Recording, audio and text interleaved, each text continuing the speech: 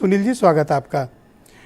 इसकी जरा व्याख्या करिए इस लाइन की कि हम सीट मांग नहीं रहे हैं, दे रहे हैं। इसकी व्याख्या दर्शक समझना चाहते हैं। देखिए ब्रजेश जी, मुझे लगता है बात बिल्कुल साफ साफ है। अगर समाजवादी पार्टी छत्तीसगढ़ में, मध्य प्रदेश में, राजस्थान में या बिहार में, महाराष्ट्र में चुनाव लड़ने के लिए कैंडिडेट की बात करेगी तो वहां हम सीट मांगेंगे।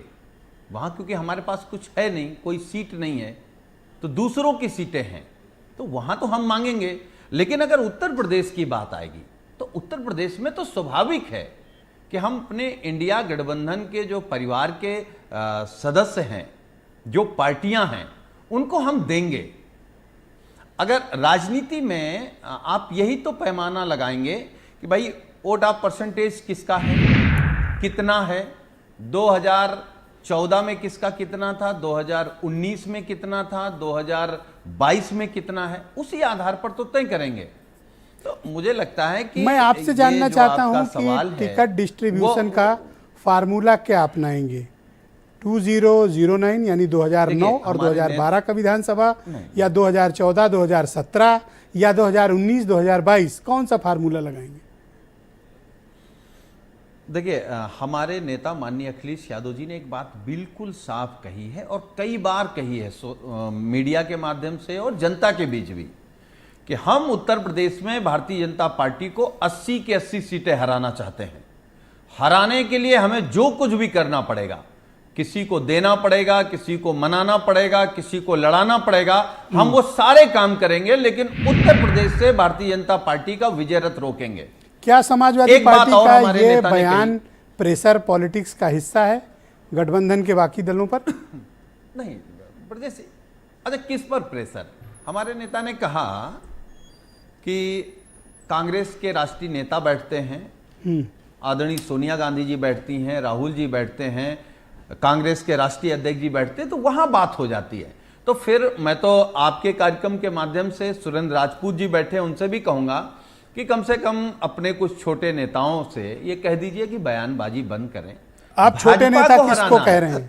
बड़े मन से। आप छोटे नेता किसको कह रहे हैं? मतलब राहुल गांधी जी के बाद भाई जैसे हम हैं, हम ये कहें कि माननीय राष्ट्रीय अध्यक्ष जी का बयान आ गया, तो जो बयान आ गया, जो सहमति आ गई, उस पर अगर हम बयान देते हैं तो हम तो वर्कर हैं ना। मैं क्यों ना मानूं कि ये बयान आप छोटे नेता अजय राय को लिए कह रहे हैं? अब कोई भी हो सकता है। ओके, बिल्कुल हो सकते हैं। राहुल गांधी जी से तो छोटे ही नेता हैं। तो ये आप खुली चेतावनी दे रहे हैं कि इस तरह के बयान ना दिए जाएं?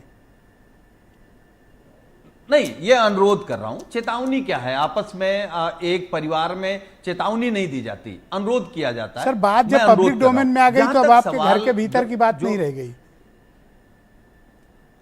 ठीक बात है, तो उसको जो आप कह लें अपने शब्दों में वो मान लें, मैं अनुरोध कर रहा हूं। अब आपने कहा कि पैमाना क्या होगा, 2019 होगा, 2022 होगा। हम कह रहे हैं जो सुरेंद्र राजपूत जी कह देंगे वो पैमाना मान लेंगे। लेकिन अगर ये कह दें कि नहीं हम 2004 का पैमाना रखेंगे, या हम 1984 का पैमाना कांग्रेस कह दे कि रखेंगे, तो फिर हम कहां लड़ेंगे? इतनी उलझन क्यों हो रही है आपको कांग्रेस से? आप बात कम रख रहे हैं, तंज ज्यादा कस रहे हैं। बिल्कुल उलझन नहीं है, तंज कस रहे हैं आप कांग्रेस पे। बिल्कुल उलझन नहीं है। और नहीं, बिल्कुल कांग्रेस पे तंज नहीं कस रहे हैं। हम तो भाजपा से परेशान हैं, देश भाजपा से परेशान है। सर, बीजेपी पर तो बोल ही नहीं रहे हो आप, तो किसी को चेतावनी दे रहे हो, किसी से अनुरोध कर रहे हो, किसी से कह रहे हो 84 के हिसाब से अनुरोध ही थोड़ी ना टिकट बांटेंगे। अच्छा, अनुरोध इसलिए कर रहा हूं ब्रजेश जी, क्योंकि भाजपा को रोकना है, भाजपा को हराना है। जो लोग पिछड़ों को धोखा दे रहे हैं, जो संविधान बदलना चाहते हैं, जो महिला आरक्षण ले आए लेकिन पिछड़ी महिलाओं को आरक्षण नहीं देना चाहते हैं, जो रोजगार छीन रहे हैं, जो महंगाई ला रहे हैं, जो बलात्कारियों में राष्ट्रवादी खोज रहे हैं, जो देश का पैसा लेकर भाग जाने वालों को महिमा मंडप कर रहे हैं, उनको सम्मानित कर रहे हैं। थैंक यू सुनील जी, शुक्रिया। डिबेट को आगे बढ़ाएंगे। और मैं का और इंडिया परिवार का कोई झगड़ा नहीं है। करेक्ट, ठीक बात है। मैं तो कह भी नहीं रहा हूं कि झगड़ा है।